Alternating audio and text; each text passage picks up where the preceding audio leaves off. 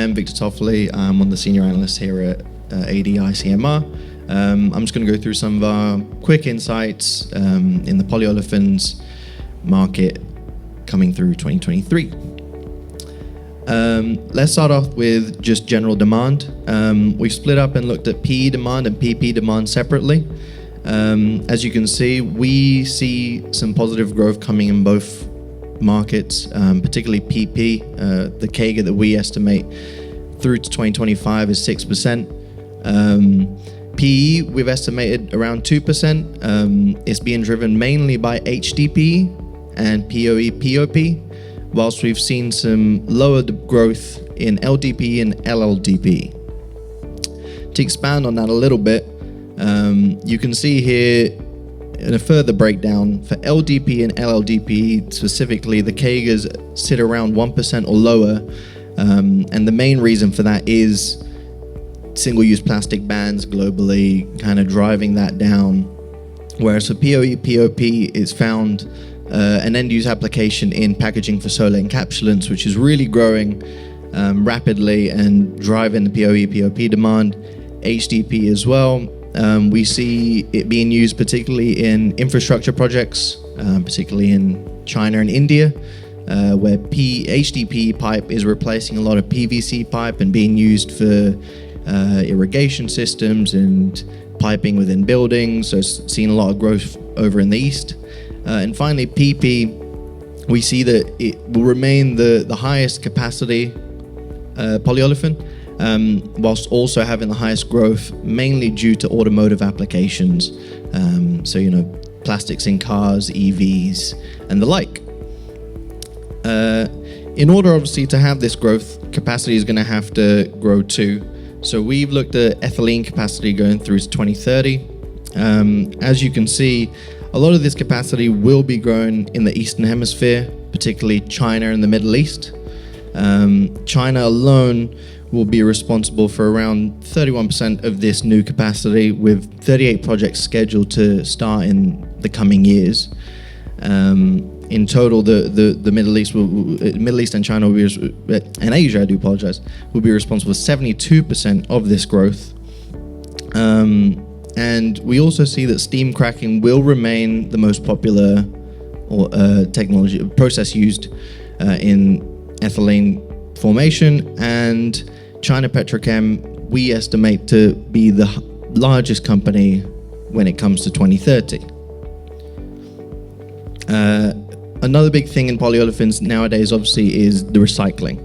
Recycling is a big thing. And so for polyolefins, we look specifically at HDPE as it's the second largest, second most widely recycled plastic, just behind PET. And as you can see from our original CAGR, HDPE is growing at 3% a year, whilst recycled HDPE is growing at 8% a year, which means that by 2030, we're going to see a fair bit of cannibalization in the market by recycled HDPE. And unlike other polyolefins, the reason why HDPE's recycled rate is growing so highly is because HDPE has a high property values when after recycled. You don't see that so much in LDPE or LLDPE, hence why they're not recycled as often. They produce a low cost, low usage recycled product. Where HDPE will struggle to become the most recycled polyolefin is in the fact that it has high reusability. And so unlike PET, where once it's kind of a one and done kind of thing and it needs to be recycled, HDPE you can use several times and it will maintain its properties. Obviously, one of the big things right now is the whole EV thing, cars, lightweighting, reducing emissions, increasing mileage. One of the big ways that we've been doing this in the past is by increasing plastic content in cars. Right now it sits at about 50% of the volume of the car, but only reflects 10% of the overall weight of the car. But with lightweighting of cars, we estimate that the percentage of plastics is going to go up. And with that, one of the main polyolefins that we see in the automotive industry is polypropylene. Specifically in EVs, And with several ICE car bans coming into effect in Europe and North America, the number of EVs is going to grow drastically. By 2030, we see a growth of 46% annually, and that will result in plastic usage in cars going up by 43% in that time frame. EVs specifically right now are also heavier per equivalent ICE vehicle, roughly 50% heavier. And so the push there for lightweighting will be considerably higher than in traditional vehicles.